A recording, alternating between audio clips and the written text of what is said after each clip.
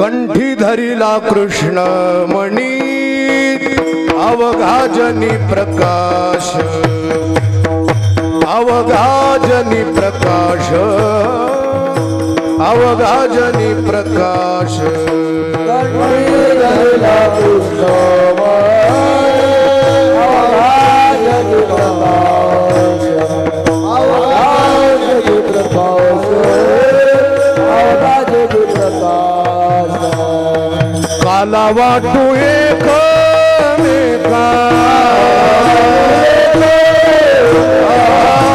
काला वाटू एक काला वाटू एक मेघा वैष्णवनिका संभ्रम वैष्णवनिका संभ्रम वैष्णवनिका संभ्रम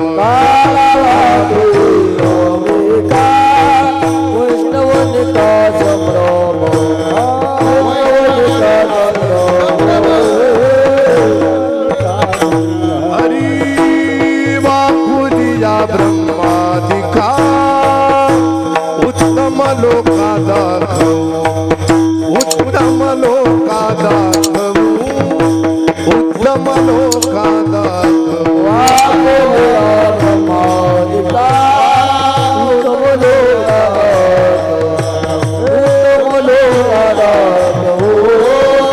उत्तम लोका दाखवू कामने भूमंडळी आम्ही बळीवीर गाडे आम्ही बळीवीर गाडे आम्ही बळीवीर गाडे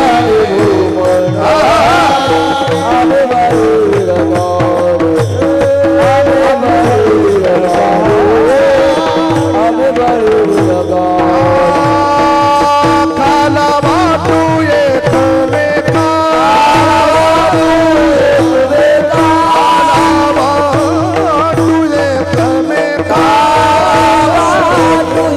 वैष्णवनिका संभ्रम वैष्णवनिका संभ्रम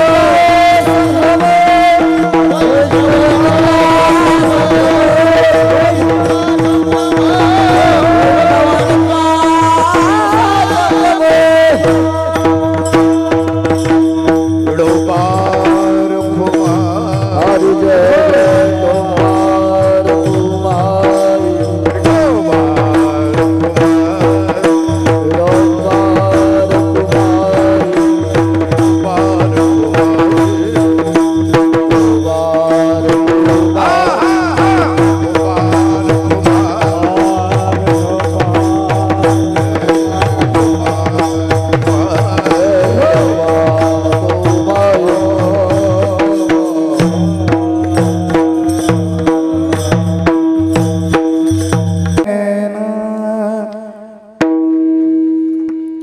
कंठी धरिला कृष्ण मनी कंठी धरिला कृष्ण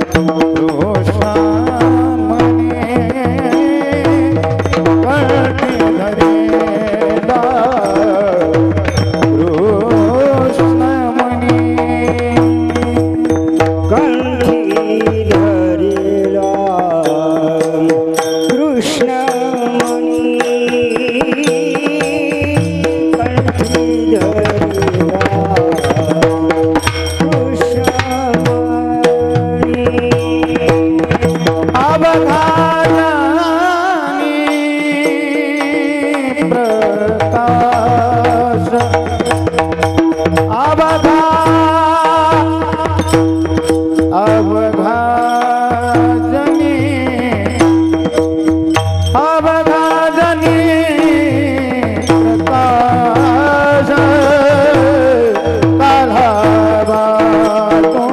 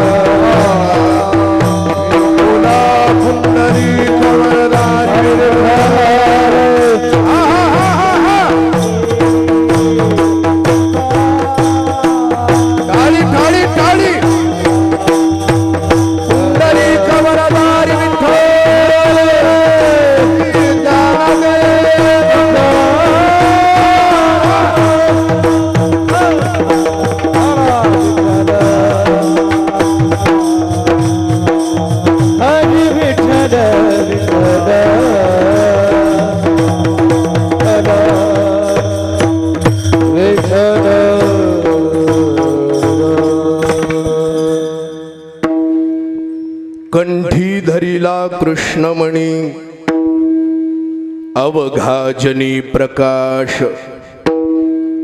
काला वैष्णवनिका संभ्रम वाकुडिया ब्रह्मादिका उत्तम लोका दाखवू काला वाटू एकमेका वैष्णवनिका संभ्रम तुका म्हणे भूमंडळी आम्ही बळीवीर गाढे काला वाटू एकमेका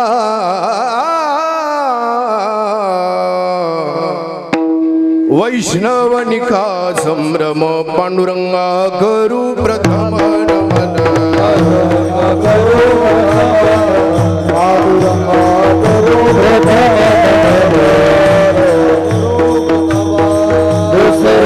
शरण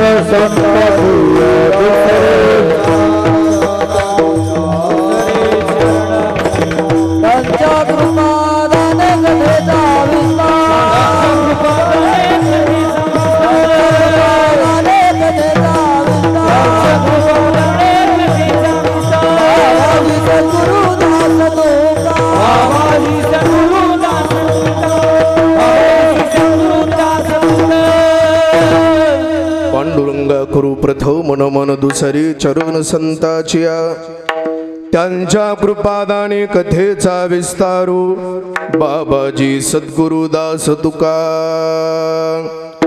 काय माझी वाणी मानेल संतासी रंजवू चित्तासी आपुलिया ज्ञानेशं ज्ञानमूर्तिं साक्षात प्रेम स्वरूपिणीं नामदेवं दयामूर्तिं नाथं वन्दे पुनः पुनः वैराग्यस्य परामूर्तिं देवक्षेत्र निवासिनीं तुकाराम महाराज भक्तराज चतुष्टयम् ऐसे हरिबाबा महाराज सद्भक्तीचा केवळ ध्वज म्हणून त्यांचा अधोक्षज बंदा गुलाम झाला विठ्ठल कंठीची पुष्पमाळा दत्तबाबाच्या पडली गळा सेवून त्या प्रसादाला ठाकूर बुवा संतोष पावले विठाला विठाला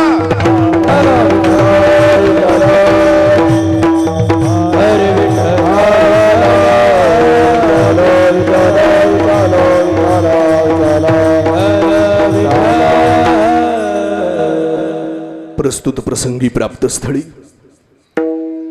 संप्राप्त कीर्तन रूपी सेवेकरता म्हणजेच निरूपणा करता प्राप्त असणारा अभंग श्रीमंत श्री जगद्गुरु तुकोबाराय यांचा चार चरणाचा अतिशय उत्कृष्ट असा अत्यंत प्रसिद्ध असणारा अत्यंत महत्त्वाचा काल्याच्या प्रकरणातील अभंग असून या अभंगाद्वारा जगद्गुरु तुकोबाराय काला सेवन करण्याकरता काला प्राप्त करून घेण्याकरता नेमकं आम्ही कोणत्या साधनाचा अवलंब केला याचं दिग्दर्शन करतात विडाला विठाला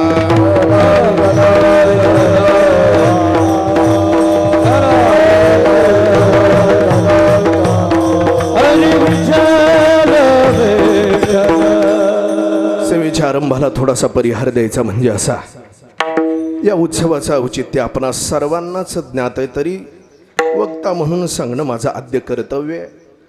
चालू असणारा हा अखंड हरिनाम सप्ताह ज्यांच्या निमित्तानं चालू आहे ते म्हणजे हरिभक्तीपरायण वैकुंठवासी सोपान काका महाराज इसादकर यांच्या पुण्यस्मरणानिमित्त हा एवढा मोठा भव्य आणि दिव्य अशा स्वरूपाचा उत्सव या ठिकाणी चालू आहे. ज्यांच्या मार्गदर्शनातून हा उत्सव चालू आहे ते म्हणजे आमचे मुडेकर माऊली यांच्या अथक अशा प्रयत्नातून परिश्रमातून जमलेला हा सर्व वारकरी समुदाय, खरं म्हणजे जीवनामध्ये आपण काय कर्तव्य केलं, काय काम केलं याची पावती आपल्याला जिवंतपणी भेटत गेल्यानंतर. वैकुंठवासी सोपान काकांनी आयुष्यभर जीवनामध्ये जो काही परमार्थ केला, जे काही भजन केलं, ज्या वाऱ्या केल्या, त्या निष्ठेनं श्रद्धेनं केल्या, त्याची पावती म्हणजे हा एवढा सगळा जमलेला समाज आहे. म्हणून काकांचं जीवन हे अशा पद्धतीचं होतं हे आपल्याला इथून लक्षात येतं. याला बिल निघणं म्हणतात. काय असे बिल निघाली पाहिजेत आपली, तर मग परमार्थ करण्यामध्ये आपण सक्सेस आहे. आयुष्यामध्ये माणसानं दोघा जणाला कधीच विसरू नये. एक म्हणजे परमात्मा, परमात्म्याचं नाम, आणि दुसरी गोष्ट म्हणजे आपल्याला ज्यांनी परमार्थ मार्गाला लावलं असे सद्गुरू. काकांनी या दोघा जणांनाही काका विसरले नाहीत कधी, शेवटच्या क्षणापर्यंत. गुरुला कधीच विसरले नाही महाराज. एवढंच नाही, पंढरपूरला माझे आजोबा वैकुंठवासी हरिभक्तीपरायण श्री गुरु भागवत महाराज ठाकूर बुवा, बाबांना काकांनी सांगितलं होतं, म्हणले मालक शेवटच्या काळात मला देह ठेवायचा आहे, म्हणले आता माझ्या अंत्यविधीला तुम्ही आले पाहिजेत. बाबा म्हणाले असं का म्हणताय तुम्ही, काय झालं काय. नाही म्हणले मला जायचंय, हा माझ्या अंत्यविधीला मात्र तुम्ही इथं हजर पाहिजेत. म्हणल्याप्रमाणे वचन दिल्याप्रमाणे श्री गुरु भागवत महाराज बाबा काकांच्या अंत्यविधीला इथं आले. या दोघांचं गुरु शिष्याचं एवढं हे जे प्रेम होतं, काकांकडे पाहिल्याच्या नंतर बाबांनाच कसं तरी झालं. बाबाची तब्येतच बिघडली महाराज. बाबा रडू यायला लागलेलं होतं त्यावेळेस. हे दोघांचं एवढं प्रेम, ऋणानुबंध, हे गुरु शिष्याचं असलेलं हे जे नातं, मला काय म्हणायचंय, जिवंत असताना तर गुरुला विसरले नाहीच नाही हो, पण गेल्यावर गुरुनं सुद्धा आपल्यासाठी हजर राहावं याच्याकरता तितकं काम आपल्याला गुरुच्या सेवेचं करावं लागत असतं.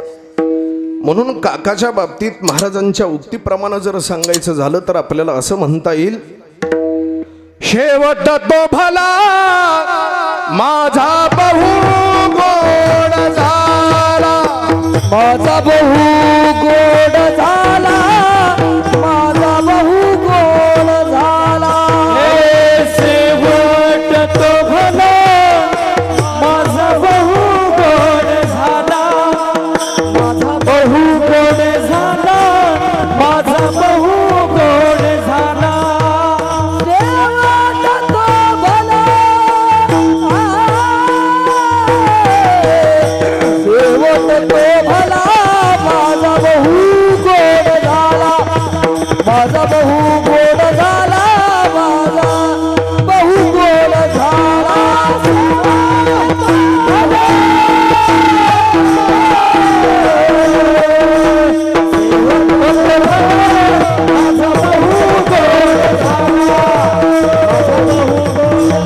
माझा बहु गोड झाला.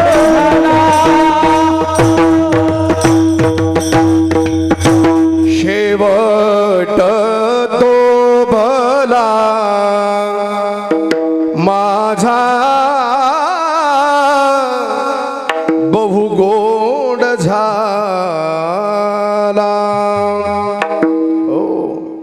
हे त्या क्षणाला आपल्याला असे उद्गार काढावे लागतात. कधी तसं जीवन जगल्याच्या नंतर. म्हणून माणसानं जीवन जगावं कसं हेही कळालं पाहिजे, आणि मरावं कसं हेही कळालं पाहिजे.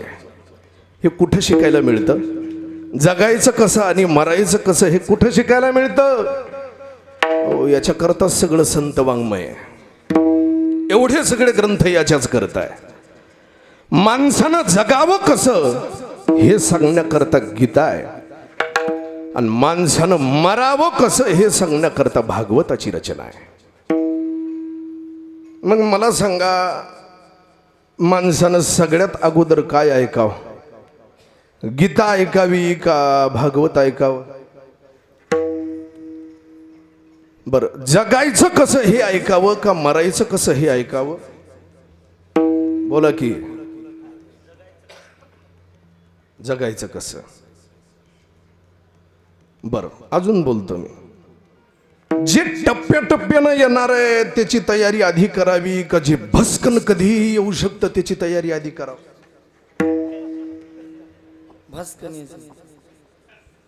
भस्कन येईल असं काय? मग तयारी कशाची करावं लागते? मग आता सांगा मला, गीता अगोदर वाचाव का भागवत अगोदर वाचाव?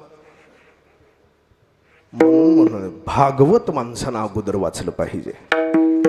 याच्यातून कळतं आपल्याला मरायचंय कसं, आणि ते एकदा कळालं की मग गीता वाचाव जगायचं कसं. विठाला विठाला हरी विठ्ठल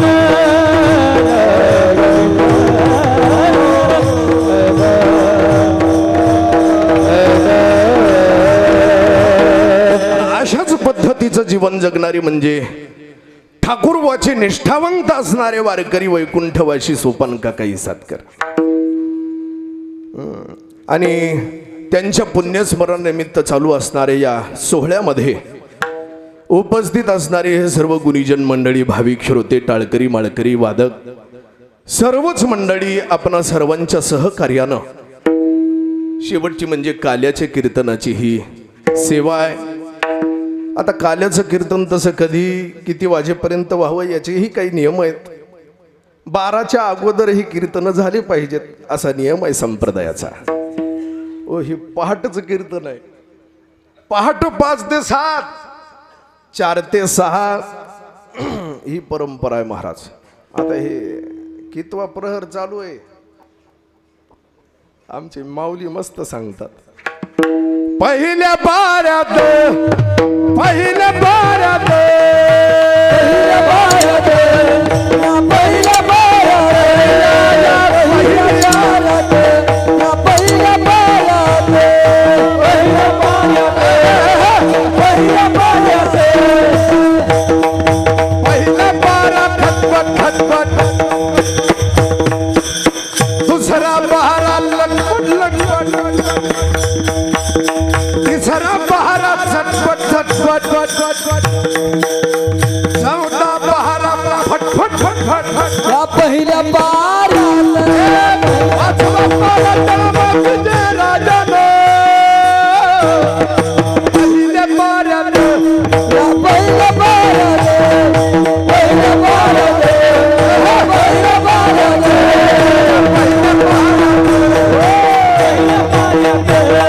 पहिल्या पायात पहिल्या पायात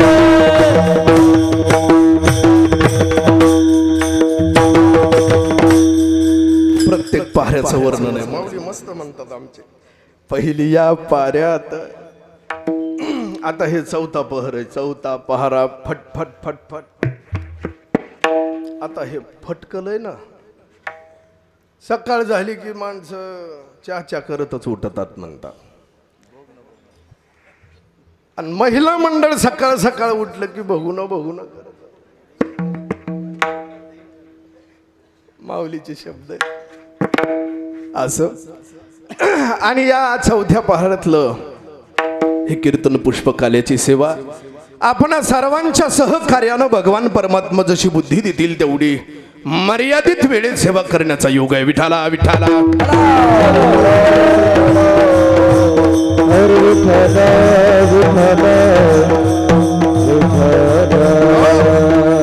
जगद्गुरु श्री तुकोबारा या अभंगामधून काला सेवन करण्याकरता केलेल्या साधनाचा निर्देश करतात.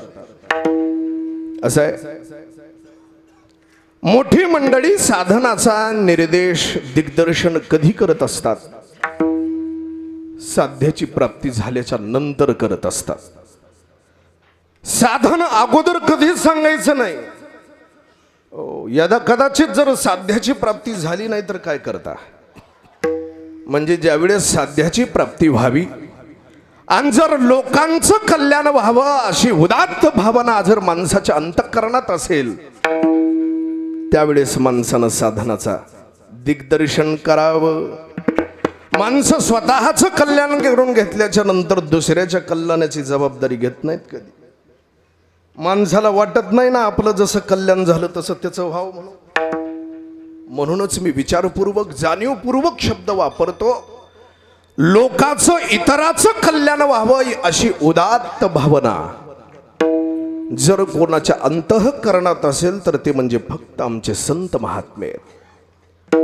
संताच्याच अंतःकरणात एवढी मोठी भावना आहे. जगाच्या कल्याणा संताच्या विभूती देह कष्टवीती परोपकारे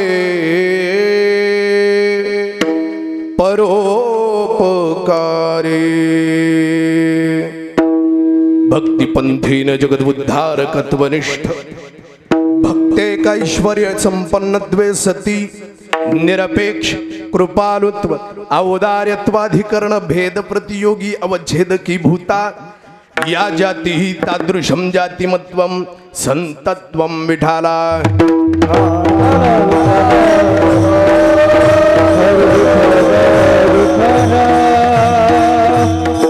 या भक्तिपंथानं जगाचं कल्याण करण्याकरता निघालेली ही सगळी संत महात्मे असो. साधनाचा निर्देश महाराजांनी या अभंगात केलाय.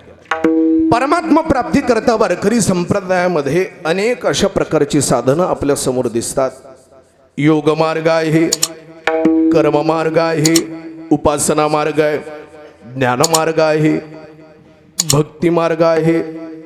तशी एवढेच आहे तसं नाही, बरेचसे मार्ग आहेत.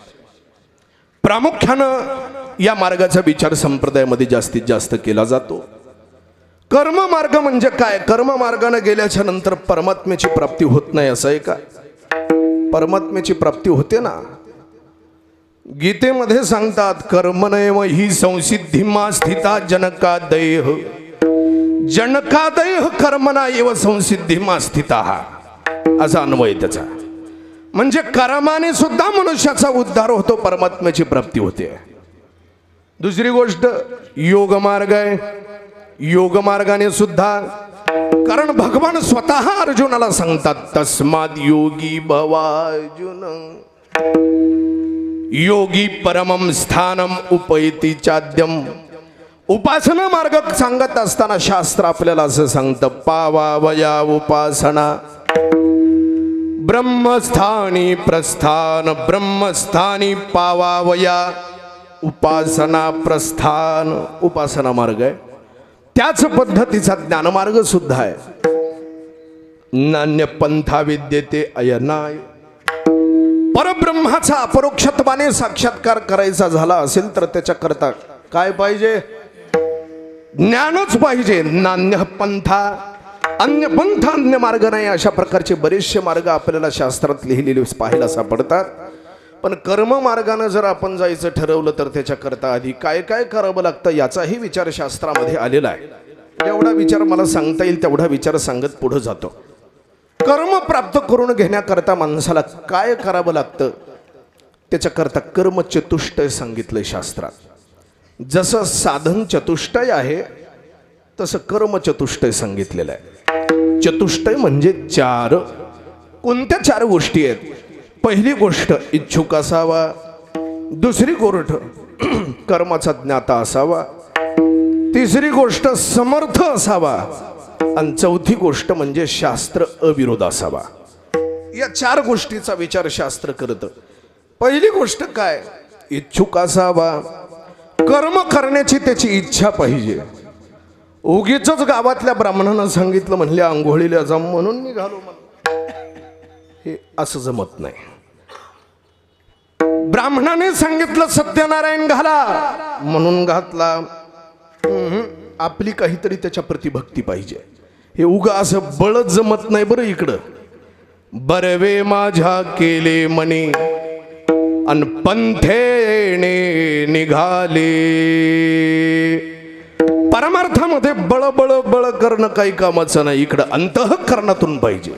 भले थोडं असू द्या पण निक असू द्या. निक महाराज शब्द वापरतात ना, वैष्णव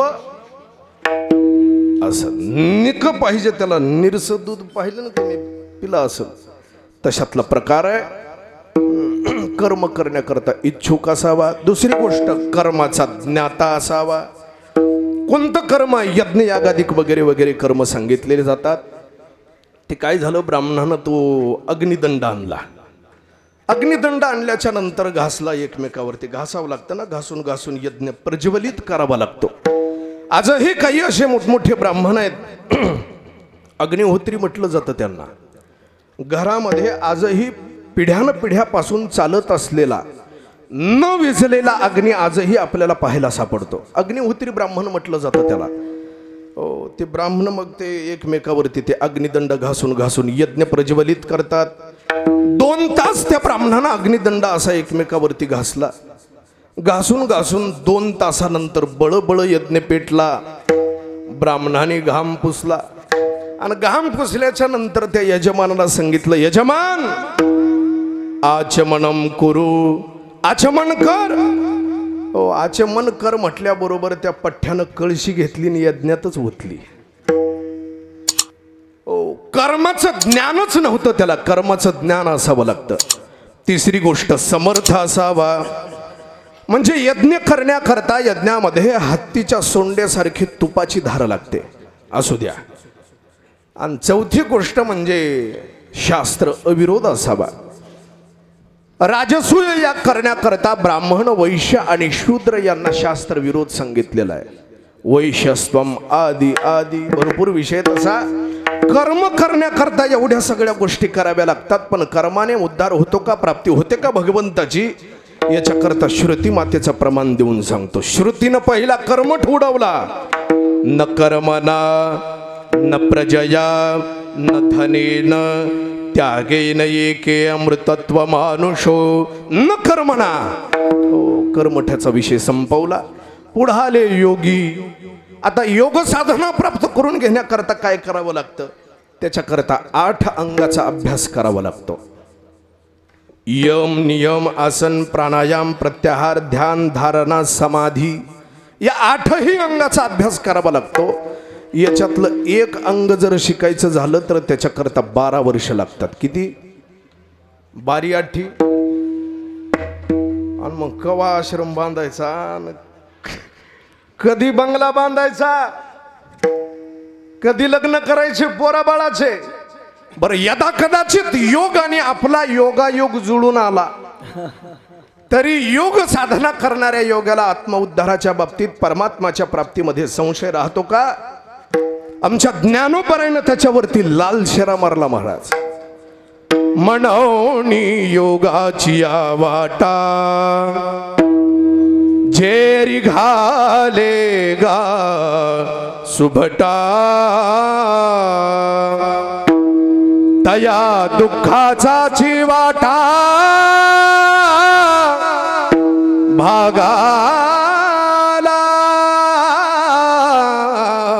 दे ना. योग याग विधीने नोहे सिद्धी, योग याग विधी येने नोहे सिद्धी.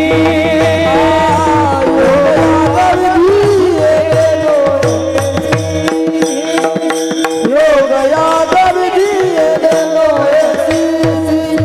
वायाची उपाधी हरिमुखे म्हणा, हरिमुखे म्हणा, हरिमुखे म्हणा. वायाची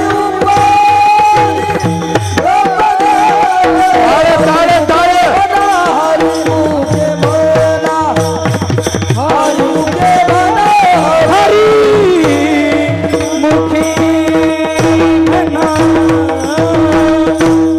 योग याग विधी नेनो हे सिद्धी, अन्वायाची उपाधी दंभ धर्म किंवा दुसरं प्रमाण सांगतो तुम्हाला.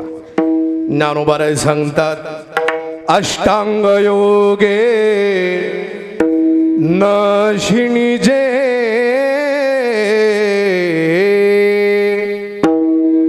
यम नियम निरोध नखी जैरया यम नियम निरोध नखी जैरया वाचा गीत गाई जे वाचा गीत गाई जे. ज्ञानोबाराय सांगतात त्याच्या फंद्यात पडू नका. अरे जाऊ नका ना तिकडं, दुःख रूपात आहे बाबा पदरात. हो मनवणी योगाची वाटा तिकडं दुःखाची प्राप्ती आहे. आणि कर्म मार्गाने गेल्याच्या नंतर मनुष्य बंधामध्ये अडकल्या जातो. सोपं आहे का ते? मी मी मी मी करत करत त्याच्यात अडकल्या जातो, बंध निर्माण होतो. ज्ञानोबाराय सांगतात तैसा कर्तृत्वाचा मधू आणि कर्म फलाचा स्वादू या दोहीचा नाम बंधू कर्माचा की. कर्म मार्गामध्ये येणारा प्रतिबंध आहे, योग मार्गामध्ये सुद्धा प्रतिबंध आहे. कारण इकडं वारकऱ्याला योग मार्ग जमत नाही. वारकऱ्याला पोट भरून जेवण पाहिजे, मग पोट भरून भजन होत असतं त्याच्याकडून. भुकेले अर्ध्या पोटी कशाचं भजन आलंय महाराज, तिकडं फार मोठा त्रास आहे. किती त्रास आहे? तहान लिया तहानची पियावे, भुके लिया भुकची खावे, अन अहोरात्र व्हावी मवावा वारा.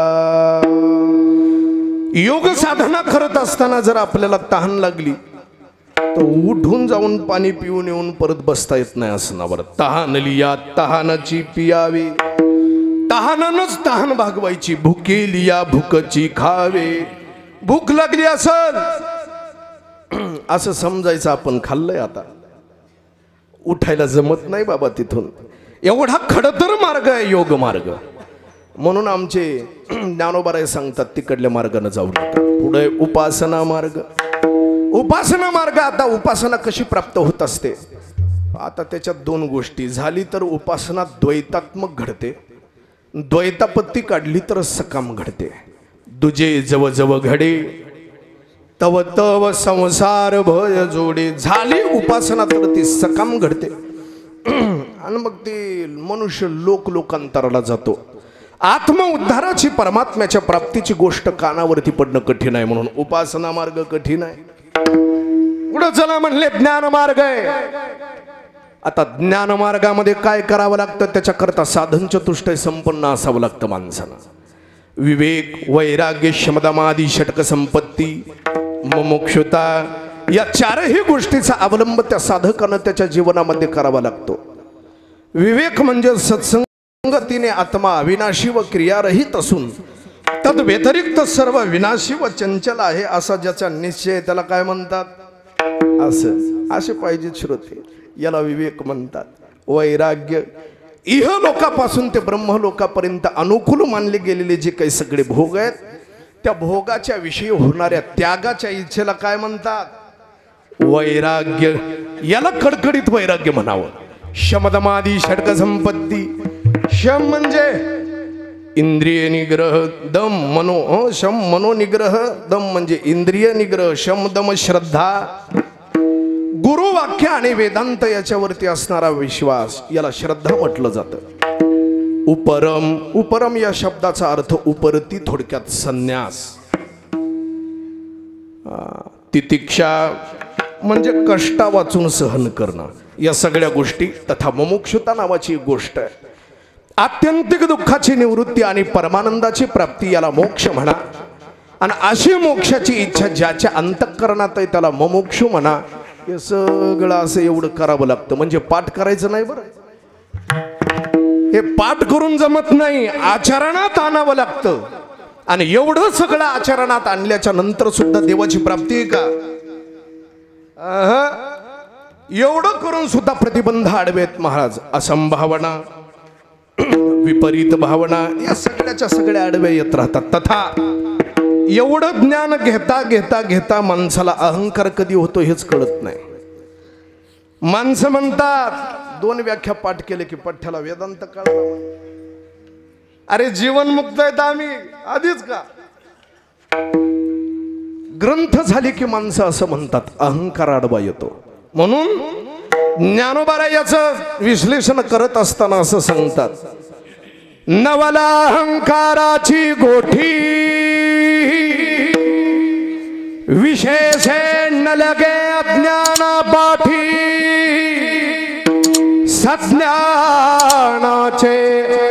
झोंबे कंठी नाना संकटी नाचवी. अहंकार आता कसं इथं मंडपामध्ये आल्याच्या नंतर जर कोणी म्हणायला लागलं महाराज आपल्याला लय कळतंय म्हणले, आपल्यासारखा आवाज कुणाचाच नाही, आपल्यासारख्या चाली कुणालाच म्हणता येत नाहीत, आपल्यासारखं पाठांतर जिल्ह्यात नाही म्हणले कोणाचं. हो असं म्हणणाऱ्या ती त्याचीच वाट बघून असते. आणि इथं आल्याच्या नंतर जर कोणी म्हणायला लागलं महाराज काही येत नाही आपल्याला, काही येत नाही, फक्त परमात्म्याचं नामस्मरण करतो, असं पाहिजे महाराज इकडं. आणि जर असं तसं म्हणायला लागलं की मग ते नरडीचा घोट घेतल्याशिवाय राहत नाही कोण? अहंकार. म्हणून परमात्म्याची प्राप्ती जर करून घ्यायची असेल तर त्याच्याकरता अहंकार सांडावा लागतो.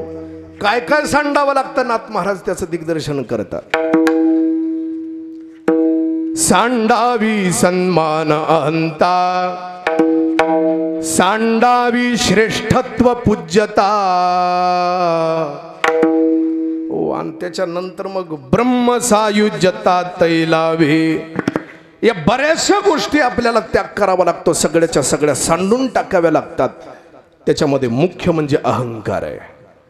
म्हणून ज्ञानमार्गाने गेल्याच्या नंतर सुद्धा अहंकाराचा प्रतिबंध आहे. आता अशी कितीतरी साधनं आहेत महाराज, एवढी सगळी साधनं किती महाराज म्हणतात आम्ही सगळ्याच्या सगळ्या खटपटा करून बसलो. नाना साधनाच्या केल्या खटपटा, परिद्यान पवतियाच्या दारवंठा. जानो जाता जाणीव घाली आड फाटा, योग अभ्यासे सिद्धी रोधिता ती वाटावो. अशा अनेक साधनं आहेत. महाराज म्हणतात तेवढी सगळी साधनं कितीतरी दैवत सुद्धा आम्ही केले महाराज. आणि एवढं केल्याच्या नंतर आम्हाला परमात्म्याची प्राप्ती झाली. नाथ महाराज सांगतात काय काय केलं आम्ही. ऐसी दैवते केली आणि नवस बहु फेडिले वो. ऐसी दैवते केली आणि नवस बहु फेडिले. हरिते फलकट झाले शेवटी कळाये मोनी पाडिले.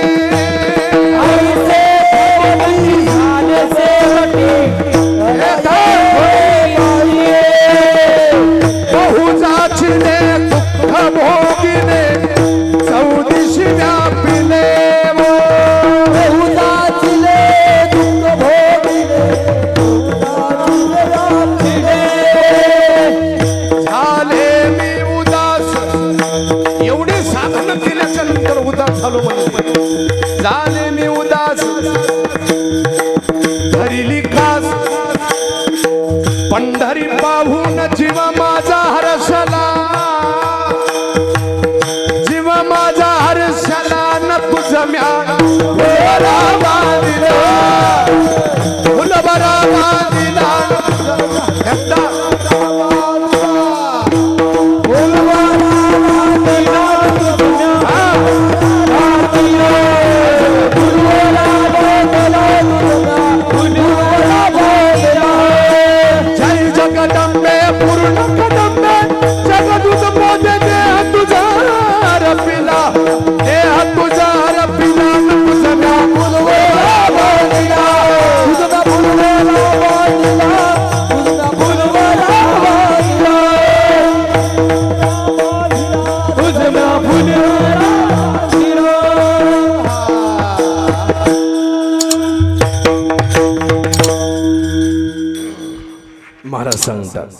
आई सीते मटे खेली अनते नवस बहु फेडिले वो परिते फलकट झाले शेवटी गळाये ओणी पडिले वो बहु जाचिले दुःख भोगिले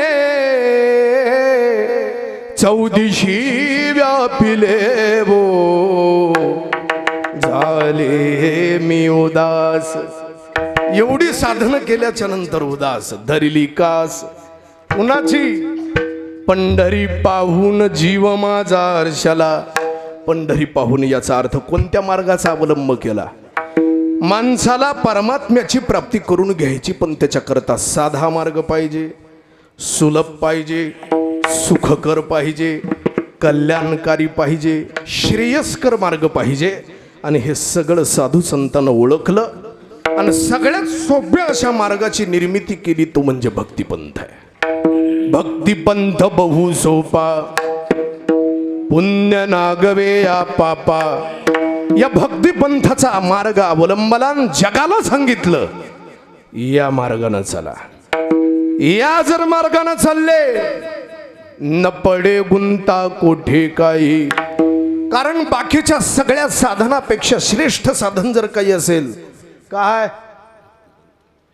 लाजू नका हो नाव घ्यायचं काय इथं भक्ती साधन आहे देवर्षी नारद भक्ती सूत्रामध्ये याचा निर्देश करतात सात्व अपि कर्म ज्ञान योग अपि अधिकतरा भक्ती सात्व अपि म्हणजे याच्यापेक्षा सुद्धा कशापेक्षा कर्म ज्ञान योग यापेक्षा श्रेष्ठ जर काही असेल तर तिचं नाव भक्ती आहे अशी श्रेष्ठ असणारी भक्ती म्हणजे परमात्म्याचं नामस्मरण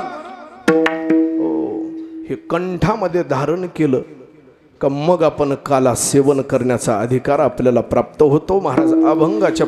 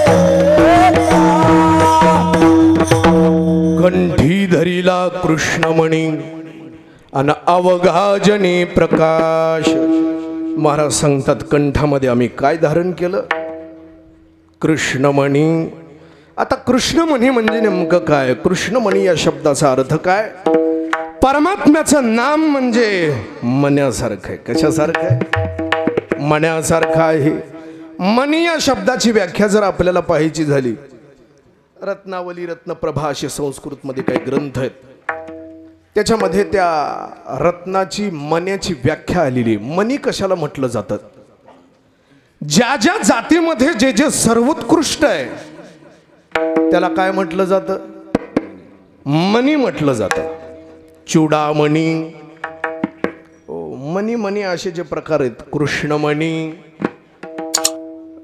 नागमणी शिरोमणी मुकुटमणी असे बरेचसे मण्याचे प्रकार आहे कशातले त्या त्या जातीमधले सर्वोत्कृष्ट त्याला म्हटलं जातं मणी आता समुद्रामधून जे काही रत्न बाहेर निघाले किती निघाले 14 रत्न निघाले त्या 14 रत्नामध्ये लक्ष्मी माता काय रत्न आहेत ना काय काय निघाला अजून पारिजातक रत्न म्हणून अजून कौस्तुभमणी रत्न म्हणून प्रसिद्ध आहेत ही सगळीच्या सगळी 14च्या 14 रत्न. एवढंच नाही, मदिरा सुद्धा निघाली होती. मदिरा सुद्धा रत्न म्हणून मानली गेली त्याच्यातून निघाल्यामुळे. आणखीन हालाहाल विष निघालं. विषाला सुद्धा काय म्हटलंय? रत्न म्हटलेलं आहे. कारण जीव घेतय त्याच्यामुळं जीव घेण्याच्या बाबतीत त्याचा हात धरत नाही कोणी कुणाचा.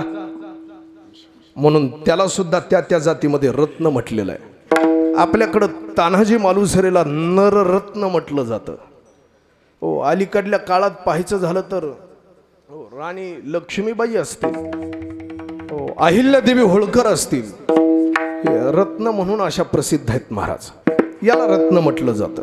झाशीची राणी असेल, ज्या ज्या जातीमध्ये जे जे उत्कृष्ट आहे त्याला रत्न म्हटलं जातं. तसं परमात्म्याचं नाम म्हणजे सगळ्या साधनामध्ये सर्वोत्कृष्ट आहे. म्हणून त्याला काय म्हटलं जातं? मणी, रत्न. आणि असं असणारं ते मणी, कृष्ण मणी ज्याला म्हटलं जातं, ते आम्ही या कंठामध्ये धारण केलेलं आहे. आणि एकदा का ते नामस्मरण आमच्या कंठात धारण केलं की मग कशाची फिकीर राहत नाही महाराज. नाम घेता वाया गेला ऐसा कोणी ऐकेला किंवा नाम टाकोनी ऐसा द्यावा निवडोनी नामी तरला नाही. कितीतरी असे प्रकार आहे त्याच्याकरता. नामस्मरण घेतल्याच्या नंतर काय काय होत नाही महाराज. नाम घेता भगवंताचे, नाम घेता भगवंताचे, नाम घेता भगवंता, नाम घेता भगवंता. पाश तुटती, पाश तुटती, पाश तुटती भवाचे, नाम घेता भगवंता,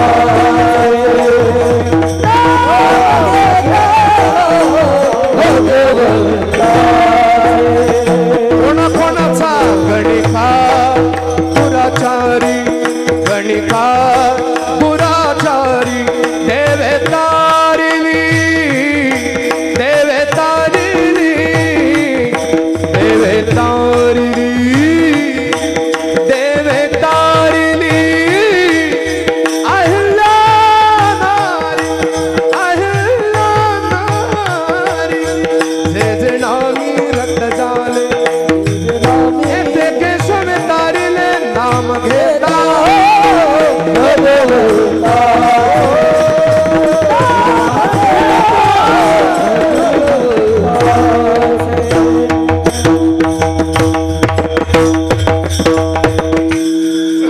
नाम घेता भगवंताचे, पाश तुटती भवाची. असे कितीतरी प्रमाण देता येतील महाराज आपल्याला.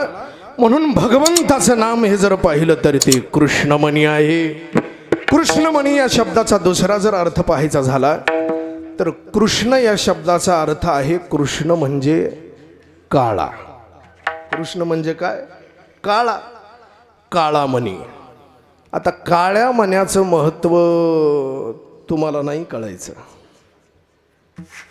ती तिकडं कळलं महिला मंडळाला. कारण काळा मणी गळ्यात घालतात त्याला काय म्हटलं जातं? काय म्हणतात? या घातलं का नाही तुम्ही? म्हणजे त्याला पोत नाही, त्याला मंगळसूत्र म्हणतात. काय म्हणतात? मंगळसूत्र म्हणतात. त्या मंगळसूत्राची किंमत फक्त त्या सौभाग्यवतीलाच कळत असते. मंगळसूत्रावरती जर कोणा हात घातला तर ती तिला सहन होत नाही बरं. कारण मंगळसूत्र म्हणजे तिची अस्मिता असते. अस्मिता हो. आणि अस्मिता असल्यामुळं नवऱ्यापेक्षा सुद्धा जास्त किंमत कशाला आहे? मंगळसूत्राला आहे. एक वेळ नवऱ्याला काही म्हणलं तर चालन, पण मंगळसूत्रावर हात घातला तर सहन नाही होत त्या सौभाग्यवती स्त्रीला. नाही होत सहन.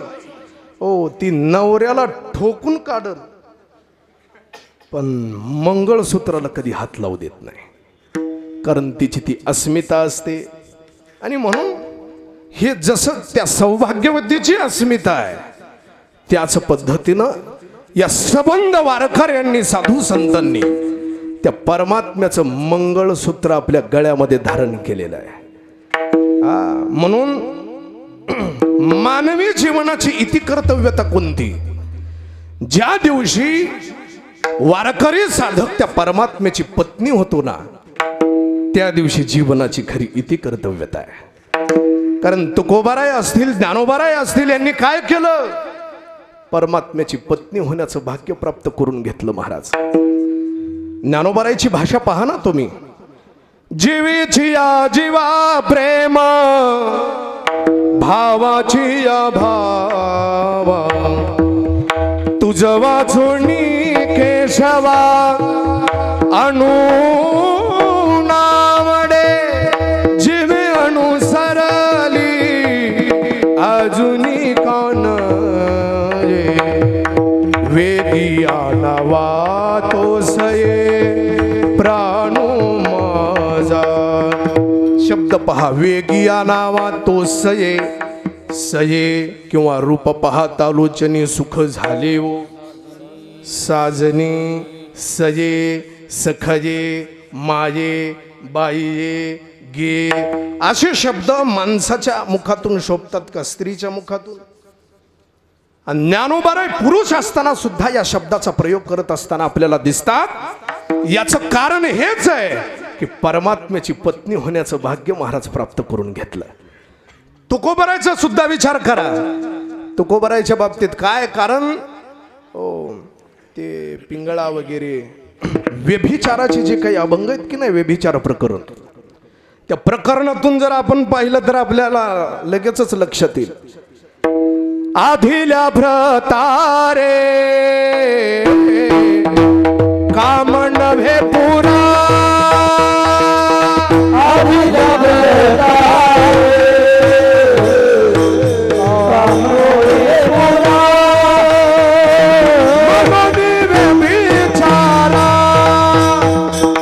म्हणून व्यभिचारा, एकलिये रात्रंदिवस मग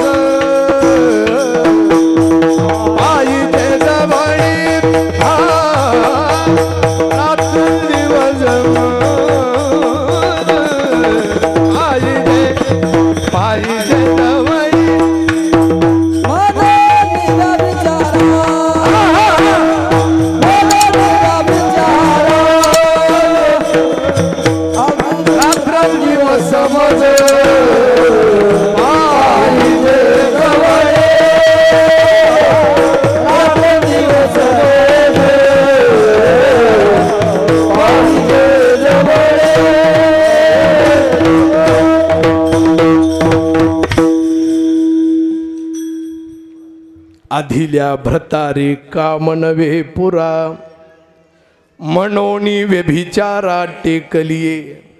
महाराज सांगतात त्या व्यभिचाराच्या अभंगाच्या दृष्टांतून रात्रंदिवस मज पाहिजे जवळी, क्षण एक निराळी नगमे घडी. नाथ महाराज सांगतात याजसाठी आम्ही सांडिला भ्रतार अन रतलिया पर पुरुषाशी. हची नेम Hey,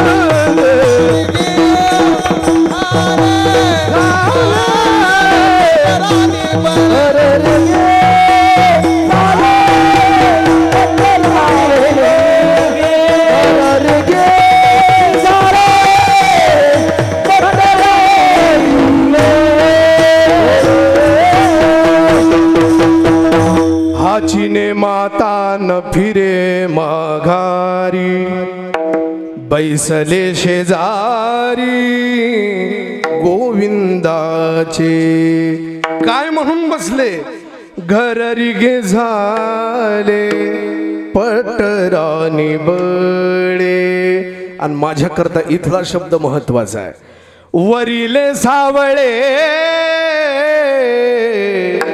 परब्रह्म काय म्हणतात तुकोबारा वरिले सावळे परमात्म्याला वरण्याचं भाग्य आम्हाला प्राप्त झालं त्याची पत्नी झालो आणि त्याची पत्नी झाल्यामुळं आता सगळा भार कसा असतंय लग्न होण्याच्या अगोदर मुलीची सगळी जबाबदारी कोणावर असते तिच्या बापावर असते तिला काय लागल अन्न पाणी कपडा लत्ता जे काही लागल त्याची जबाबदारी बापावर असते आणि एकदा का तिचं लग्न झालं का मग जबाबदारी कोणावर नवऱ्यावर जबाबदारी असते महाराज मी असं ऐकलंय थोरा मोठ्याच्या मुखातून एवढी जबाबदारी असते म्हणती मला काही अजून आली नाही येईल डिसेंबर जवळ यायला जवळ आले आता डिसेंबर जवळ यायला जवळ आले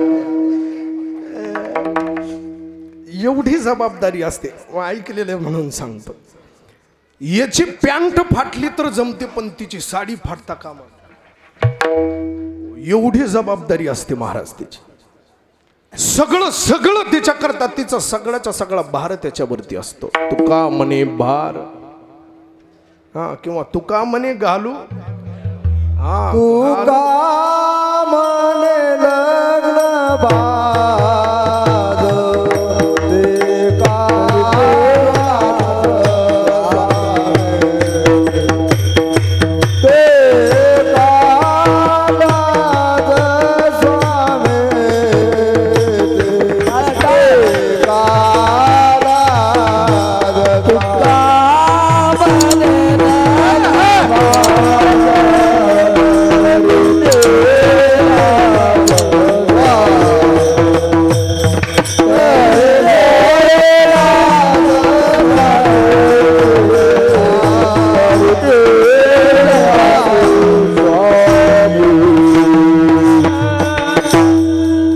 म्हणे नग्न भाग तरी ते लाज कुणाची सगळंच्या सगळं त्याच्यावरती अवलंबून आहे तिचं आता तिला काही करायची गरज नाही कशाचीच काळजी नाही एकदा त्याच्या नावाचं मंगळसूत्र घातलं ना मग सगळी जबाबदारी त्याची आहे द्रौपदीच्या वस्त्रहरणाच्या वेळेस दुःशासन ज्या वेळेस तिचं वस्त्रहरण करत होता हे सर्वस्व जे देत असते ना पती स्त्री नवऱ्याला ते कशा पद्धतीचं असतं ते सांगतो तुम्हाला वस्त्रहरण करत असताना पहिल्यांदा द्रौपदीनं असे हात होते ना तिचे वस्त्र धरून ठेवलेले होते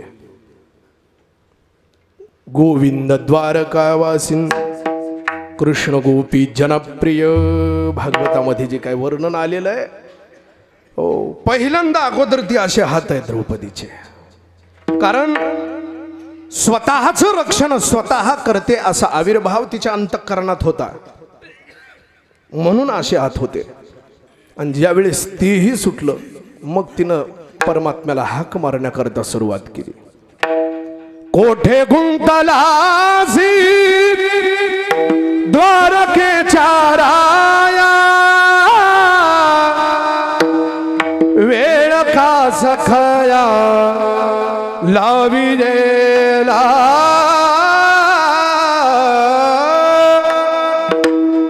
परमात्म्याला तिनं जाब विचारला देवा एवढं संकट ओढवलेलं असताना सुद्धा तू का आला नाहीस त्यावेळेस परमात्म्यानं जे उत्तर सांगितलं मी जरा वेगळ्या अनुषंगानं बोलतोय बरं का ते पहा एरवीचा विचार आपला सर्वांना माहिती आहे मी जरा वेगळ्या दृष्टीनं बोलतोय परमात्म्यानं सांगितलं मी निघालो होतो पण इथं आलो बी होतो म्हणले गो म्हणल्यापासून इथंच होतो विंद मरेपर्यंत इथंच आलो होतो पण द्वारिकावासीन हा शब्द उच्चारल्याबरोबर तिकडं जावं लागलं पुन्हा इकडे यावं लागलं एवढं सगळं ती पायपीट झाली म्हणले काय सांगायचं हे तुम्हाला माहिती आहे. आता दुसरं सांगतो. दुसरा भाव असा याच्यातला, परमात्म्यानं सांगितलं तू जोपर्यंत असे हात धरून होतीस की नाही तोपर्यंत तुला स्वतः वाटत होतं की मी स्वतःचं रक्षण स्वतःच करू शकते, मला गरज नाही. आणि ज्या क्षणाला दोनही हात वर गेले त्यावेळेस मात्र मग मी जाणलं म्हणले आता हिला माझी गरज आहे. हा, हे सर्वस्व देणं कशा प्रकारचं असतं ते या पद्धतीचं आहे. पूज्य श्री गोंदवलेकर महाराजाचं एक वाक्य पहा, माणसाला सर्व जरी देता आलं नाही परमात्म्याला तरी काही हरकत नाही, पण माणसानं स्व द्यावं. काय द्यावं? स्व द्यावं, बस. बाकी काही विषय नाही. मग दुसरं काही नाही दिलं तरी जमतं. तसं पत्नीचं सर्वस्व म्हणजे पती असतो आणि त्याच्याकरता मग सगळं त्याला ऐकावं लागत असतं. कारण सत्ता कुणाची असते? कुणाची? घरी कुणाची सत्ता? कसं आहे, सत्ता हा शब्दच मुळात स्त्रीलिंगी आहे. तो सत्ता असं म्हटलं जात नाही. काय म्हणतात? ती सत्ता. शब्द स्त्रीलिंगी, त्याच्यामुळं सत्ता सगळी तिकडे. एवढी सत्ता आहे महाराज. त्या बादशाने एक वेळेस त्या बिरबलला सांगितलं होतं, म्हणले आपल्या राज्यात बायकोचं ऐकणारी किती न ऐकणारी किती पहा. केलं ऐलान, बायकोचं न ऐकणारी इकडं, बायकोचं ऐकणारी इकडं. झालं सगळीच्या सगळी रांग बायकोचं ऐकणाऱ्याची पार गंगाखेड पर्यंत. इथलंच बोलू ना आपण आता. आणि न ऐकणाऱ्यामध्ये एकही नव्हतं ना. बिरबलनं सांगितलं, म्हटले बादशाह मी तुम्हाला अगोदरच सांगितलं होतं, म्हणले सगळेच ऐकणारी आहेत. तितक्यात एक घाई गडबडीनं तिकडल्या लाईनीतून इकडे येऊन उभारलं. अकबरने म्हटले बादशाहनं सांगितलं बिरबल एक तरी कुणीतरी आहे म्हणले याला सोन्याचं कड द्या. बायकोचं न ऐकणारा. सगळ्यात हे सगळे याच्या मनगटात काही बळ नाही म्हणले. याला सोन्याचं कड द्या. बिरबल त्याच्या जवळ गेला आणि म्हटले काय रे पठ्या, काय कस काय इकडं आलास? ऐकत नाही. नाही म्हटलं घरातून निघताना बायकोनं सांगितलं होतं ना इकडंच उभार म्हणून, इकडंच निघालो होतो म्हणले. पण जाता जाता पुन्हा अजून थांबवून सांगितलं न ऐकणाऱ्यामध्ये जाऊन उभार म्हणले म्हणून इकडं. गर्दीत जाऊ नको म्हणून सांगितलं म्हणले बायकोनं, म्हणून इकडे येऊन उभारलो. एवढं झाल्याच्या नंतर सुद्धा बिरबल म्हणायला लागला बादशाह हा विचार तुमच्या डोक्यात नेमका आलाच कसा? का बुद्धी सुचली? बादशाहनं सांगितलं म्हणले बेगमनं विचारलं म्हणून आला. हे असे ऐकणार आहेत, कारण सत्ता फक्त तिथेच चालत असते महाराज. म्हणून तुका म्हणे भार एकदा का भार त्याच्यावरती घातला सगळीच्या सगळी. आता त्या परमात्म्यानं कसं अवताराला यायचं, कोणत्या रूपात यायचं हे सगळंच्या सगळं आमच्या मनावर आहे. कुणाच्या? ज्यानं कंठामध्ये परमात्म्याचं नामस्मरण रूपी मंगळसूत्र धारण केलेलं आहे त्या भक्ताच्या म्हणण्याप्रमाणे त्या परमात्म्याला उभं राहावं लागतं. मोक्षपदे तुच्छ केलिया कारणे आम्हा जन्म घेणे युगायुगी विटे ऐसे सुख नो हे भक्तिरस. देवा हाती रूप धरविला आकार अन्नेदू निराकार होऊ त्यासी. त्याला निराकार आम्ही होऊ देणार नाहीत म्हटलं. ही सगळीच्या सगळी ताकद तिकडे आलेली असती. याला म्हटलं जातं कृष्णमणी विठाला विठाला.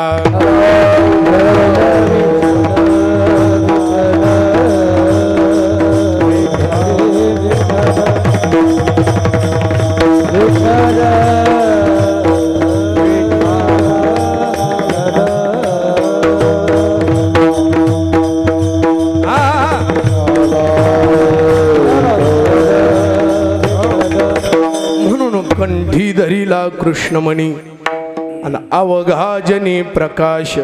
अशा पद्धतीनं काल्याचं चिंतन आहे. काला वाटू एकमेका.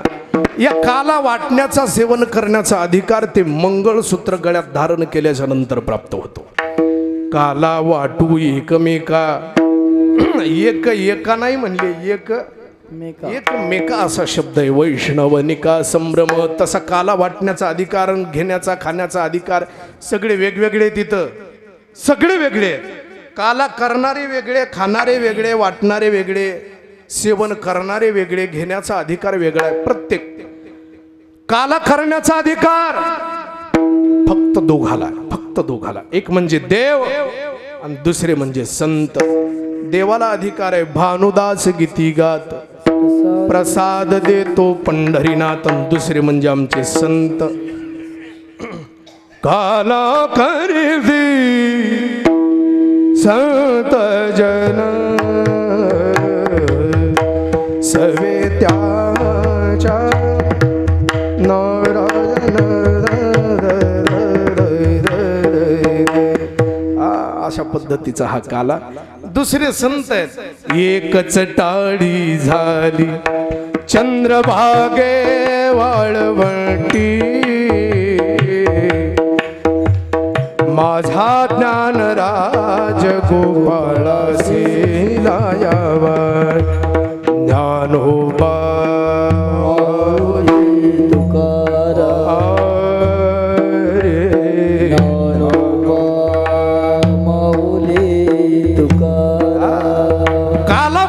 अधिकार ज्ञानोबारायांनी वाटावा अथवा देवानं वाटायचं आहे ना अगोदर ज्ञानोबाराय व्हा.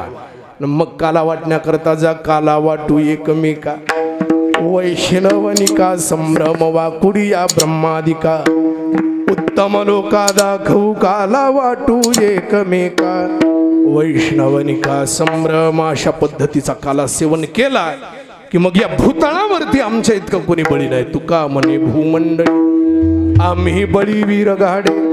काला वाटू एकमेका वैष्णवनिका संभ्रम. विठोबा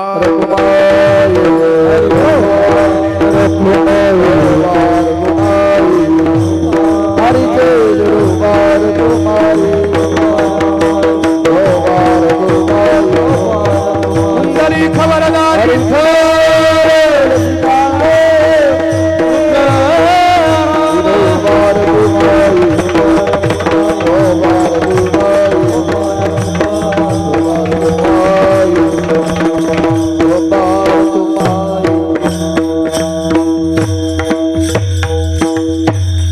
जय जय राधारमण जय जय नवल किशोर जय गोपी चित्त चोर प्रभु जय जय मकन तू माझी वाणी तुझे वर्णी गुण नाम ऐसे देई प्रेम काही कळा काल्याचा प्रसंग आहे. अगदी थोडक्या वेळामध्ये विचार सांगून सेवा समाप्त करतो. काल्याचं कीर्तन आहे. परमात्म्याच्या चरित्राचा उच्चार झाला पाहिजे. चरित्र ते उच्चारावे आणि केले देवे गोकुळी. परमात्म्यानं गोकुळामध्ये जे काही चरित्र केलं त्या चरित्राचा उच्चार आपल्याला करायचा आहे.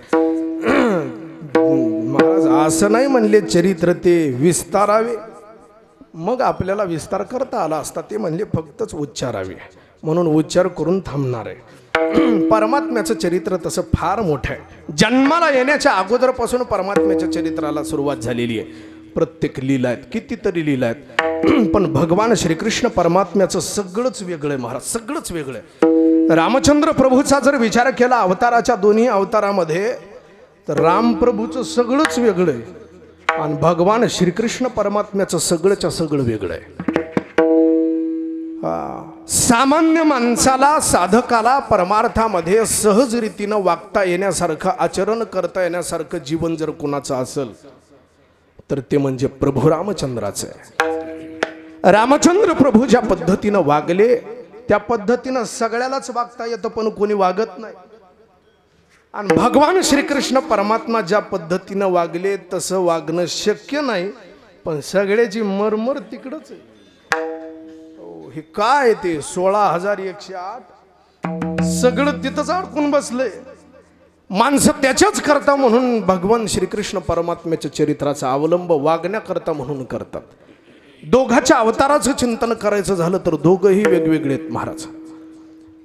हे चैत्रात जन्माला आलेत, हे श्रावणात सगळंच उलट, ते उन्हाळ्यात, हे पावसाळ्यात, ते दिवसा 12 वाजता, हे रात्री 12 वाजता, सगळंच उलट आहे ना। रामचंद्र प्रभू ज्यावेळेस जन्माला आले त्यावेळेस नीलवर्ण होतं रामचंद्र प्रभूचं, निळे होते भगवान, निळे। आणि भगवान श्रीकृष्ण परमात्मा ज्यावेळेस जन्माला आले त्यावेळेस कसे होते? काळे होते। दोघांचं सगळंच डिफरंट आहे महाराज, वेगवेगळं आहे। काळा रंग कसा आहे? डॉमिनंट आहे। कसा? डॉमिनंट म्हणजे बाकीच्याला दाबणारा आणि त्याच्यावर जाऊन उभारणारा, त्याला डॉमिनंट म्हणतात। 2 कॅरेक्टर असतात जीनमध्ये, एक डॉमिनंट आणि दुसरा रेसिसिव्ह। हे डॉमिनंट काय करतंय? रेसिसिव्हच्या अंगावर जाऊन उभारतंय, मीच आहे म्हणते। मला सांगा, एखादा चित्रकार आहे, चित्रकारानं फार सुंदर चित्र काढलं आणि त्याच्यावर जर वाटीभर काळा रंग टाकला तर दिसत आहे का चित्र? हो, का दिसत नाही? कारण चित्राला दाबून टाकण्याची ताकद कुणात आहे? काळ्या रंगात आहे। म्हणून काळा रंग कसा आहे? डॉमिनंट अशा पद्धतीचा आहे, सगळ्याला दाबणार आहे। पण रामचंद्र प्रभूचा विचार जर केला तर रामचंद्र प्रभू निळे आहेत, नीलवर्ण आहेत। रामचंद्राच्या बाबतीत जर विचार करायचा झाला, रावणाचे सगळेच भाऊ मारले गेले आणि सगळे मेल्याच्या नंतर मग आता रावण युद्धाकरता निघाला आणि सगळ्या शस्त्र अस्त्राचं पुरस्करण केलं महाराज रावणानं। सगळेच्या सगळे रथात टाकले आणि महालातून सज्ज होऊन बाहेर आल्याच्या नंतर मंदोदरी ओवाळण्याकरता आली होती। आणि मंदोदरीनं ओवाळत असताना रावणानं मंदोदरीचं कुंकू पुसलं। कुंकू पुसल्याच्या नंतर मंदोदरी आश्चर्यचकित झाली, स्वामी असं का करता? त्यावेळेस रावणानं सांगितलं, जर यदा कदाचित मेलो तर तू आत्ताच विधवा झालीस म्हणले, आणि जर जिंकून वापस आलो तर पुन्हा तुम्ही कुंकू लावा म्हटले। सगळेजण रडायला लागले। रडू नका म्हणले, अजून रावण जिवंत आहे, अभी हम जिंदा है, रडू नका। सगळे शस्त्रास्त्र घेतले, रथात टाकले, रथ निघाला। कुठं आला? ज्या ठिकाणी प्रभू रामचंद्राचा रथ होता त्याच्या समोर रावणाचा रथ येऊन उभारला। आणि रावणानं याच्या अगोदर भगवान श्री रामचंद्र प्रभूला कधीच पाहिलं नव्हतं। कारण पंचवटीमध्ये ज्यावेळेस रावण गेला होता त्यावेळेस प्रभू नव्हते तिथं, सीता मातोश्री होत्या। म्हणून रामचंद्राला पाहिलेलं नसल्यामुळं आत्ता त्याला रामचंद्र प्रभू समोर दिसतात। आणि दिसल्याबरोबर महाराज रावण बघतच राहायला लागला रामचंद्र प्रभूकडे, दृष्टी इकडे तिकडे जाईना, फक्त राम, फक्त राम। इतकं गोंडस गोजीरवान रूप रामचंद्र प्रभूचं दिसायला लागलं। रावणाच्या डोळ्यातून अश्रू गळायला लागले महाराज। कंठी प्रेम दाटे, नयनी नीर लोटे, हृदयी प्रगटे राम रूप। समोरचा राम आणि रावणाच्या हृदयातला राम, दोन्हीचं एकत्रीकरण झालं। रावणाला काहीच कळेना महाराज। हातातलं जे धनुष्य होतं, धनुष्याला बाण लावलेला, त्राटक केलेला आहे। त्राटक म्हणजे माहिती का तुम्हाला? ते यात्रेमध्ये फुगे लावलेले असतात पहा, ते बंदुकीनं गोळीनं फोडायचे असतात। ज्यावेळेस नेम आपल्याला धरायचा असतो त्यावेळेस असं त्राटक करावं लागत असतं, एक डोळा झाकावा लागतो। तसं रावणाला 20 डोळे होते, 20ही डोळ्यानं त्राटक केलं रावणानं। रामचंद्र प्रभूला पाहिल्याच्या नंतर महाराज रडायला लागला रावण। आणि रामचंद्र प्रभू तिकडून म्हणतात, अरे रावणा, अरे धनुष्यातले बाण मार, हृदयातून असे प्रेमाचे बाण मारू नकोस, धनुष्यातून बाण येऊ दे म्हटले। आणि एवढा रडायला लागला, रावणाची अवस्थाच अशी झाली, काही कळेना। बाहेर रामचंद्र प्रभू सोडून दुसरा पाहायला गेला, घोडा पाहिला, राम दिसायला लागला। सगळे वानर पाहिले, राम दिसायला लागलं। आता पुढं राम दिसायला लागलं म्हणून पाठीमागं पाहिलं, सगळेच्या सगळी राक्षस, इथलं नाही तिथलं सांगतो मी, सगळे राक्षस, सगळेच्या सगळे राम दिसायला लागले। आणि सगळेच राम दिसायला लागल्याच्या नंतर रावणानं विचार केला, बाहेर राम दिसतोय म्हटले डोळे झाकून घेतलेले बरे, म्हणून रावणानं डोळे बंद केले. आणि बंद केल्याच्या नंतर रावणाची परिस्थिती अशी झाली, आत हरी बाहेर हरी, हरी आत हरी बाहेर हरी,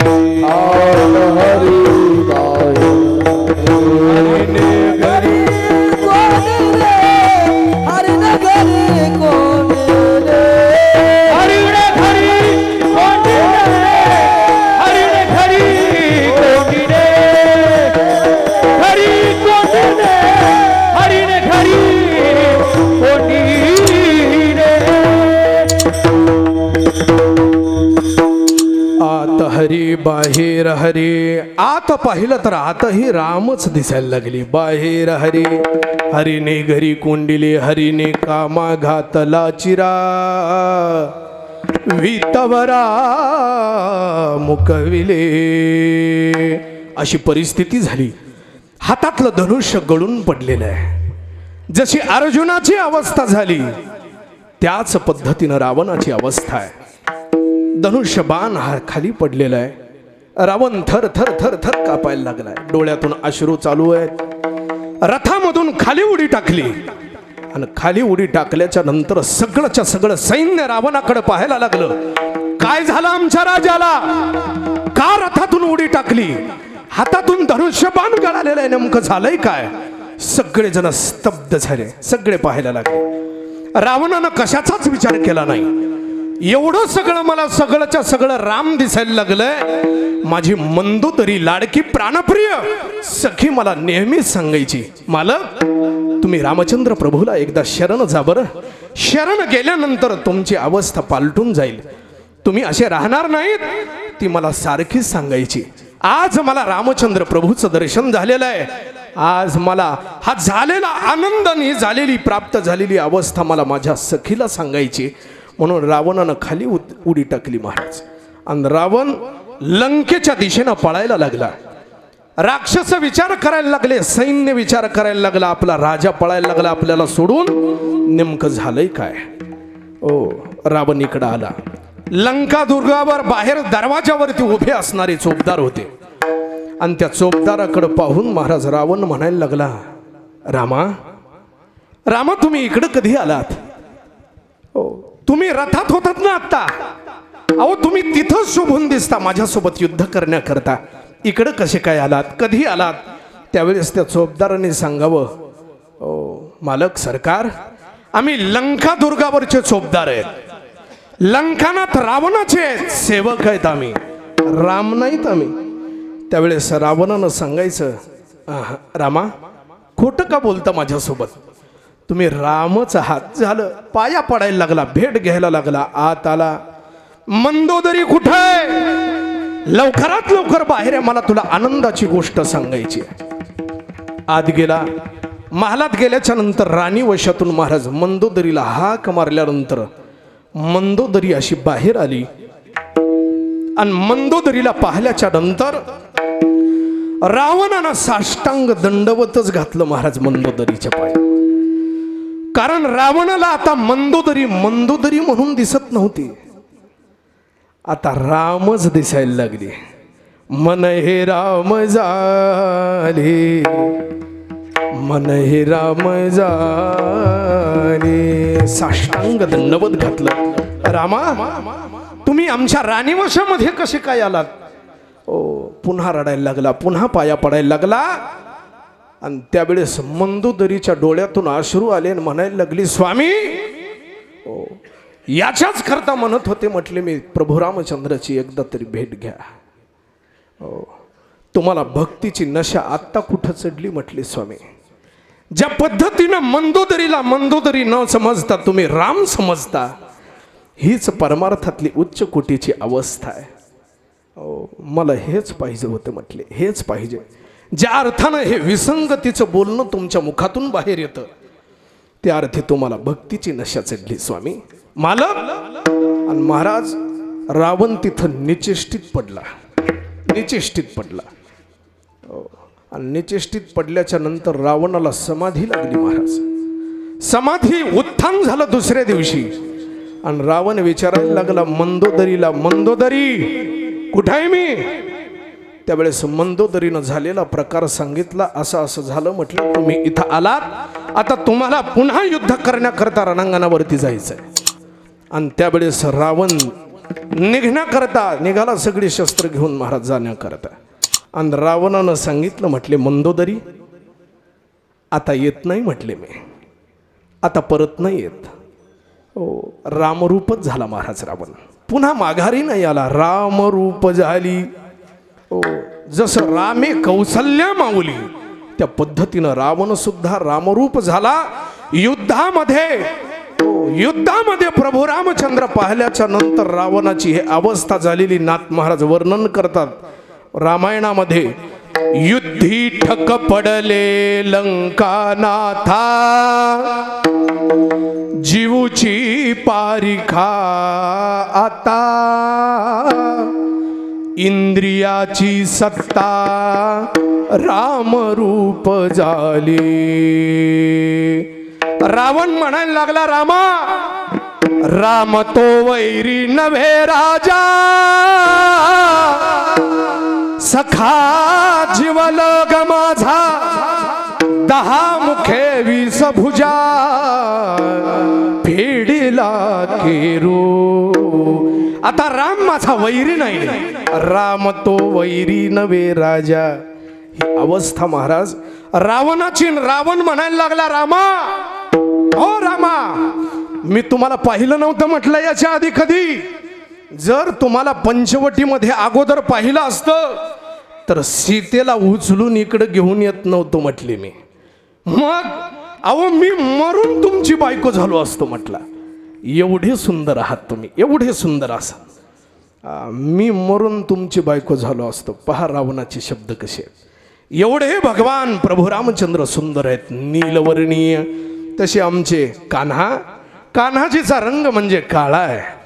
ओ किती काळे, 5 दलयातीत झाली येवो, प्रेम भक्ती अनुसरली काळ्या रूपाशी, ठाईचा काळा अनादी बहुकाळा.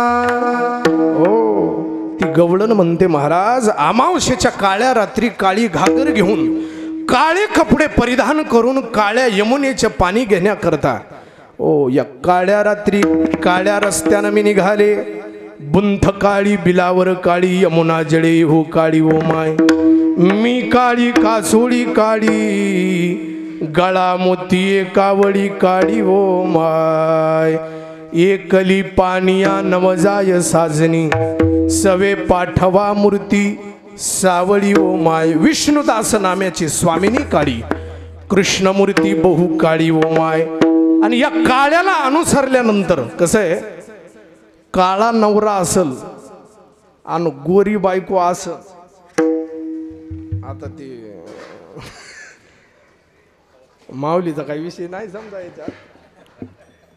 हो, तर त्या काळ्या नवऱ्याचं गोऱ्या बायकोवर जास्त प्रेम असते.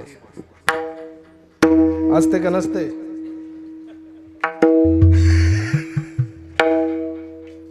मी सांगत नाही, स्वतः ज्ञानोबाराय सांगतात. मी गोरी आहे आणि आमचा नवरा मात्र काळा आहे. हो, आणि या काळ्या नवऱ्याला, त्या कृष्णाला, त्या पांडुरंगाला आम्ही अनुसरलं आणि आमचा संसार सुफळ झाला. आजी संसार सुफळ झाला गे माये. संसार आमचा सुफळ झाला. आणि त्या काळ्याला अनुसरल्यामुळं मला सांगा, महिला मंडळाला विचारतो जरा, बाईला मॅचिंग वस्तू जरा जास्त आवडत असते का नाही? तुम्हाला काय माहिती आहे हो, त्याला माहीत असणार आहे. हो, आता सगळं सांगू काय, बांगडी साडी सगळं मॅचिंग असल्यावर त्यांना फार आवडत असतं. तसं आमच्या काळ्या पांडुरंगाला सुद्धा मॅचिंगच आवडत आहे बरं. ते बी असं मिसमॅच वगैरे काही घालत नाही. आता ते निघालं मिसमॅच डे वगैरे निघाला, म्हणजे एका पायात चप्पल आणि एका पायात बूट. याला मिसमॅच म्हणतात. आणि मॅचिंग म्हणजे कसं असतं, त्या कलरचं घातलं की त्याला मॅचिंग म्हटलं जातं. तसं आमच्या पांडुरंगाला सुद्धा मॅचिंग आवडतं. पांडुरंगाचा रंग आणि बुक्क्याचा रंग अतिप्रिय आवडे तुळशी बुक्का. झालं का नाही मॅचिंग? मॅचिंग वस्तू आम्हाला आवडते महाराज आमच्या देवाला. म्हणून आमच्या भक्ताला सुद्धा तो काळा असणारा देव आवडतो. मला सांगा, शेतकरी जनता खुश होण्याचं कारण म्हणजे वर पाहिल्यानंतर काळे ढग आले की शेतकरी खुश होतात का पांढरे ढग आल्यानंतर खुश होतात? काळे ढग आल्यावर तसा आमचा काळा पांडुरंग पाहिला की आमच्या वारकऱ्याला आनंद होतो महाराज. पाण्यामध्ये प्रकार असतात पहा. पाणी गढूळ पाणी पिण्याकरता चांगलं आहे का काळं पाणी पिण्याकरता चांगलं असतं? शुद्ध पाणी असतं. म्हणून तसा आमचा परमात्मा काळा. विठाला विठाला विठ्ठल विठ्ठल विठ्ठल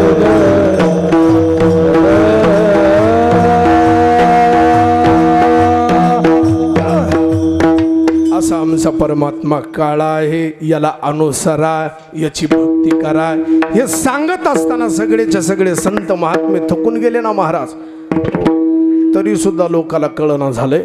संत महात्मे सांगून सांगून थकले. का? कारण एक दिवस जायचंय महाराज आपल्याला. कोणी राहायला आलेलं नाही. जोपर्यंत जिवंत आहेत तोपर्यंत त्या काळ्याला अनुसरा, नाही तर मग काही खरं नाही. हे जरी नाही काल तरी दुसरा येईल.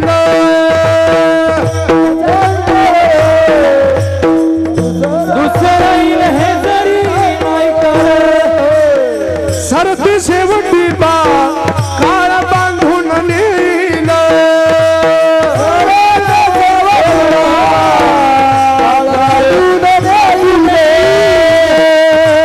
एका जनार्दनी बा आमचे काळ जाईल.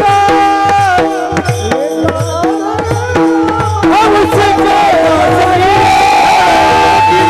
महाद्वारी बोली बोल तू देखा महाद्वारी बोली बोल तू देखा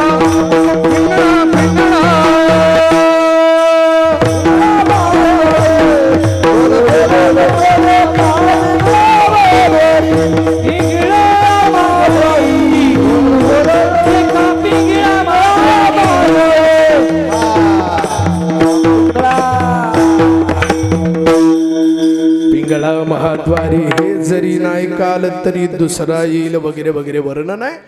सांगून सांगून संत महात्मे थकले. चांगल्या मार्गाचा अवलंब करा, भक्ती मार्गाचा स्वीकार करा. केल्याच्या नंतर ती साधना करा. कोणती साधना? कंठामध्ये कृष्णमणी धारण करा. अवघा जनी प्रकाश. आणि वारकरी संप्रदायाचं अत्युच्च असणारं जर फल काही असेल तर तो म्हणजे हा काला आहे. हा कालानं सेवन करायचा आणि कृतार्थ होऊन जायचं आमच्या परमात्म्यानं महाराज. काला केला तोही एकदाच केला. सगळ्यांना शिदोरे एकत्रित आणा लावल्या. मोठा असा खडक पाहिला, खडकी सोडी आल्या मोठा. आजीचा दही काला गोमाटा. लहान लहान पुढे घेतले, मोठमोठे पाठीमाग. आणि प्रत्येकाला वाटायला लागलं भगवान माझ्याकडंच पाहतात.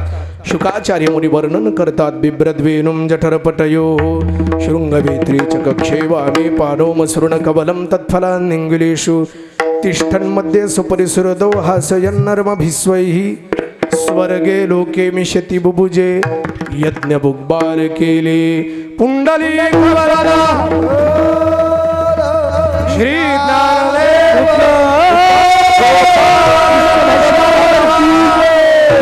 सुंदर अशा पद्धतीचा हा काला संपन्न झाला.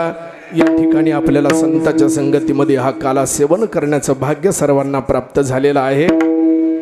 झालेली सेवा भगवान पंढरीश परमात्म्याच्या चरणी अर्पण करून सेवेला इथंच पूर्ण विराम. दानेश्वर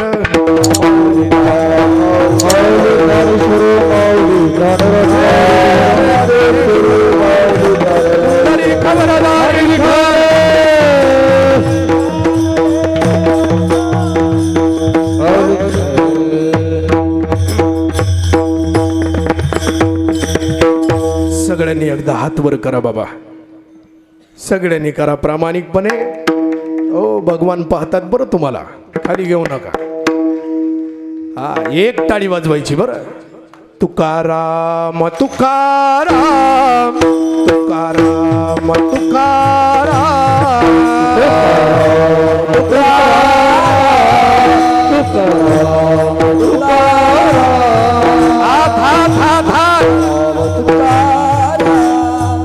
राम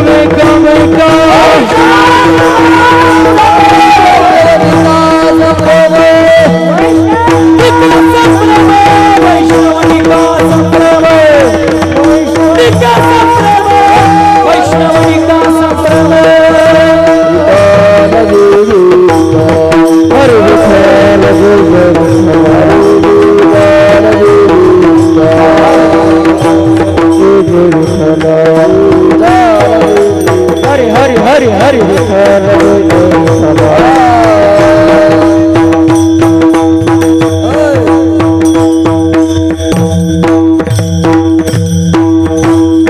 हरि बोलिले पुरे देवा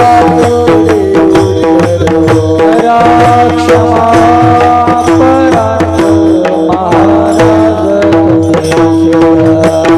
आनाये चारिला अधिकार क्षमा परात महाराज तुका बोले ज्ञानेश्वरा राधा माया पैगंबरा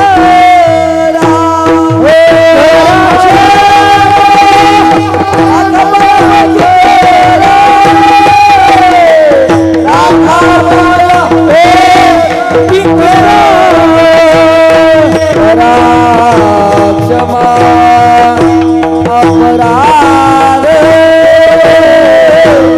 महाराज तुम सेवा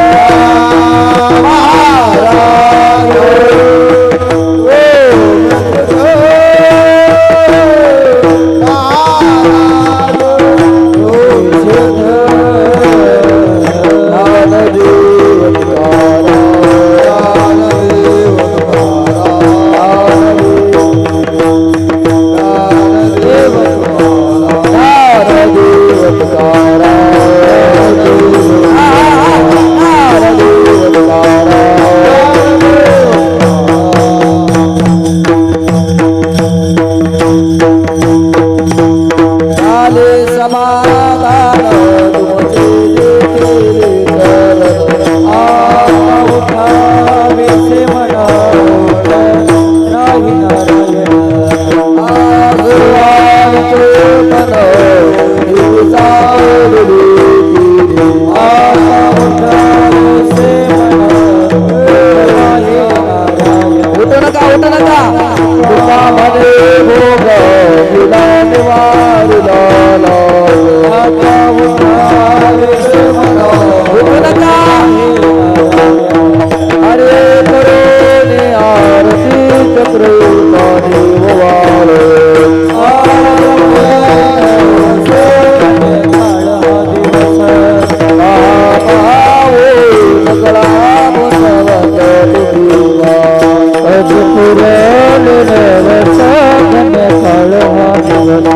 हरी तुकाराई डाळी उवास उरेल देवस धन्य फळ हा दिवस सप्रे मारते गोविंदा देववार धन्य धन्य त्रिलोचन नित्य मूर्ती अवलोकन